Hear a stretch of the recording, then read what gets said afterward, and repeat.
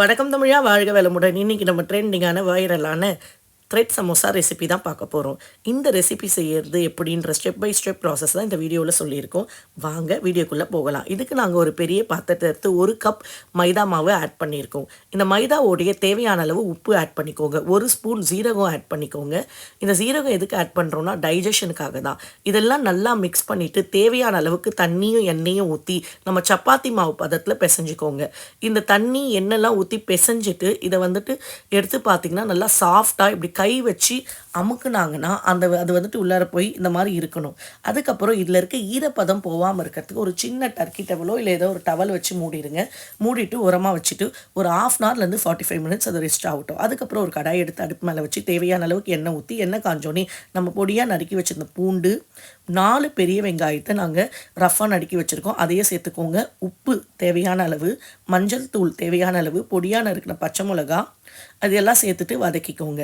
இதெல்லாம் நல்லா வதங்கின அப்புறமா நம்ம எடுத்து வச்சுருக்க chilli powder, Kashmiri chilli powder 1 table spoon, ஜீரகத்தூள், கரம் மசாலா தூள் 1/4 ஸ்பூன் சேர்த்துக்கோங்க.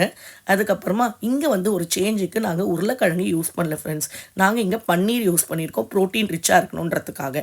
இந்த பன்னீரை வந்துட்டு ஒரு பேக்கெட் பன்னீர் நாங்கள் துருவாமல் நல்லா வந்துட்டு ஸ்மாஷ் பண்ணி யூஸ் பண்ணியிருக்கோம். அதுக்கப்புறமா நல்லா கையால் நல்லா நசுக்குன்னு கசூரி மேத்தியும் கொத்தமல்லி இலையும் போட்டு நல்லா வதக்கி இறக்குனீங்கன்னா இந்த த்ரெட் சமோசாக்கான ஸ்டஃபிங் ரெடி. இப்போ தான் மெயின் பார்ட்டுக்கே வரும். இந்த த்ரெட் சமோசா வந்துட்டு மேல் மாவை எடுத்து ஒரு 45 minutes கழித்து எடுத்து சப்பாத்தி மாதிரி பண்ணிவிட்டு நடு சென்டரில் இப்படி கோடு போட்டுக்கோங்க. இதே மாதிரி ஷார்ப்பான கத்தியில் போடுங்க. பிளண்ட்டான கத்தியில் போட்டிங்கன்னா நல்லா வராது. இந்த பக்கம் அதுக்கு ஆப்போசிட் சைட்லேயும் இந்த மாதிரி கோடு போட்டுக்கோங்க.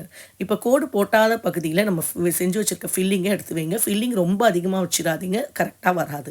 ஓரளவுக்கு தேவையான அளவுக்கு வச்சுக்கோங்க. இங்கே நாங்கள் கொஞ்சம் பெரிய சமோசா பண்ணுறதால நிறைய ஸ்டஃபிங் வைக்கிறோம். நீங்கள் சின்னதாக கூட பண்ணிக்கலாம். ஆப்போசிட் சைடை முடிக்கோங்க. இங்கே வந்து ஒரு சின்ன தப்பு பண்ணாதீங்க. இந்த தண்ணியில் மைதாவை கரைச்சி வைக்கிறது அதெல்லாம் பண்ணணும்னு அவசியம் இல்லை. ஏற்கனவே நம்ம மைதாவில் செய்கிறதால மைதாவில் இருக்க எலாஸ்டிசிட்டி ஆட்டோமேட்டிக்காக அது வந்துட்டு ஒட்டிக்கும். பாருங்கள் எப்படி மாற்றி மாற்றி பண்ணுறாங்க. இந்த பக்கம் ஒன்று, அந்த பக்கம் ஒன்று. இந்த மாதிரி பண்ணிங்கன்னா ரொம்ப சுவையான ஃபஸ்ட்டு ஸ்டெப் ஆஃப் இந்த சமோசா ரெடி. இதை வந்து நம்ம பொரிச்சு எடுக்க போகிறோம். தேவையான அளவுக்கு எண்ணெய் ஊற்றி கடாய் ஏற்கனவே நாங்கள் ஆன் பண்ணி வச்சுருக்கோம். ரொம்பவும் எண்ணெய் வந்துட்டு காஞ்சிடக்கூடாது. திட்டமாக எண்ணெய் காஞ்சப்போ நீங்கள் இந்த மாதிரி சமோசா போட்டு எடுத்துக்கோங்க. எடுத்துகிட்டு நார்மல் சமோசா மாதிரி தான் திருப்பி போட்டு எடுத்திங்கன்னா ரொம்ப டேஸ்டியான த்ரெட் சமோசா ரெசிபி ரெடி. இது ரொம்ப ட்ரெண்டிங்காக வைரலாக போகுது. அதனால் இந்த ரெசிப்பியை உங்கள் வீட்டில் செஞ்சு பாருங்கள். இந்த மாதிரி வீடியோஸ்க்கு எங்கள் சேனலான தமிழ்நாடு ஃபேமிலியை லைக் பண்ணுங்கள், ஷேர் பண்ணுங்கள், சப்ஸ்கிரைப் பண்ணுங்கள். Thank you friends.